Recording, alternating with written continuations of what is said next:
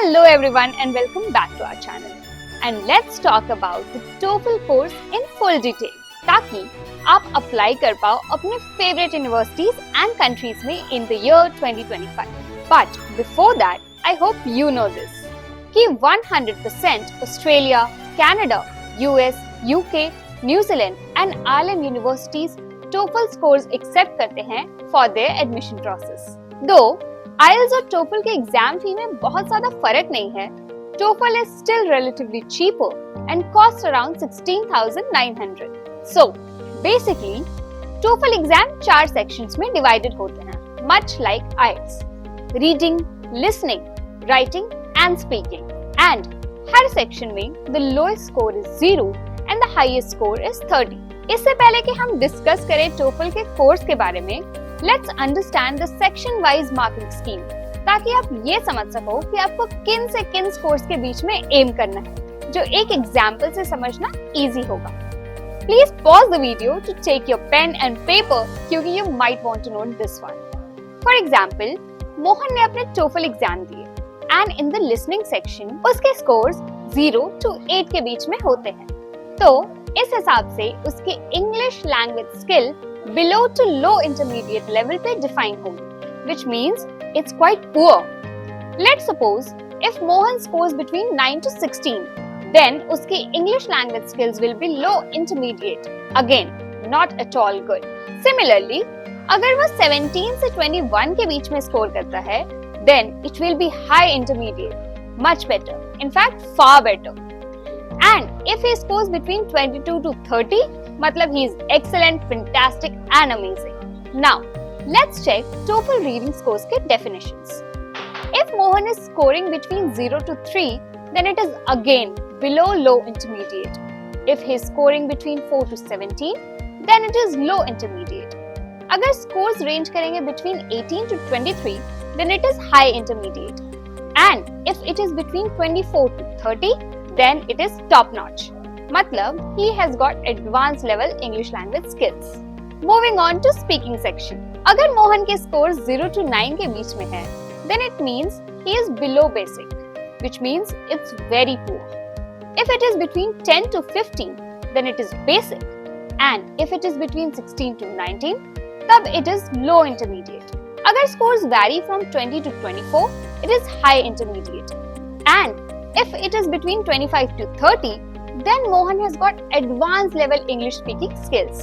अगर हम writing section की बात करें, तो अगर Mohan scores between 0 to 6, मतलब again it is below basic. If he manages to score between 7 to 12, then it is basic.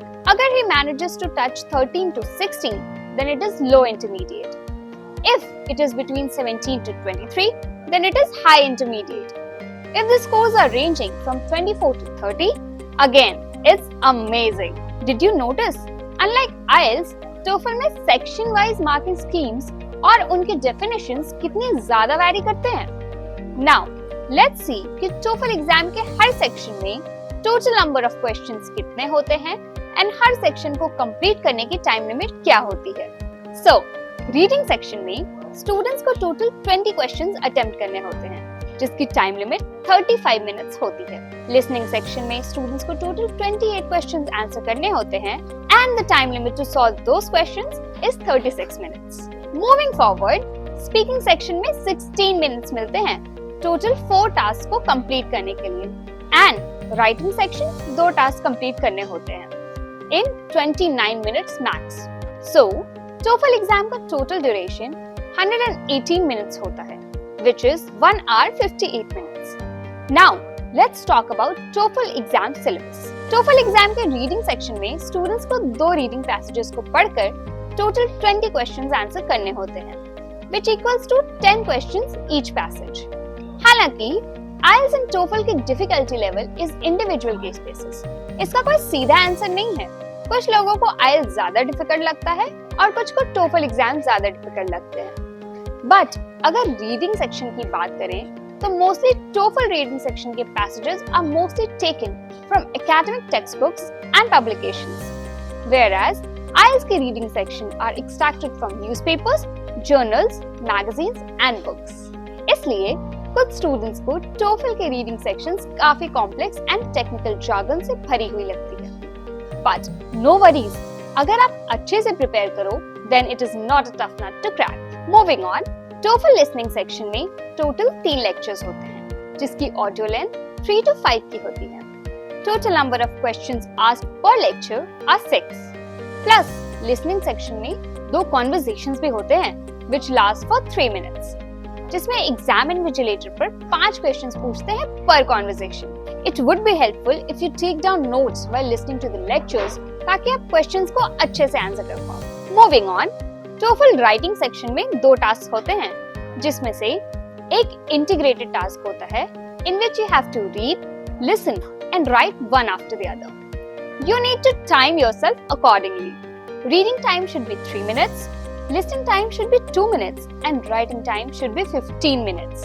Second task is academic discussion, जिसमें आपको एक क्वेश्चन का आंसर देना होगा which should not take more than 10 minutes of your time. चलिए, now let's talk about some books जो आप TOEFL preparation के लिए खरीद सकते हो।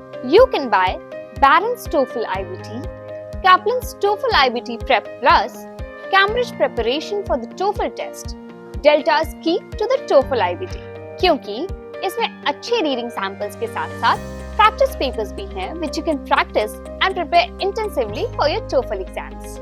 Now, let's get to know some tricks जो TOEFL exam toppers ने भी अपने एग्जाम्स क्रैक करने के लिए यूज किए हैं।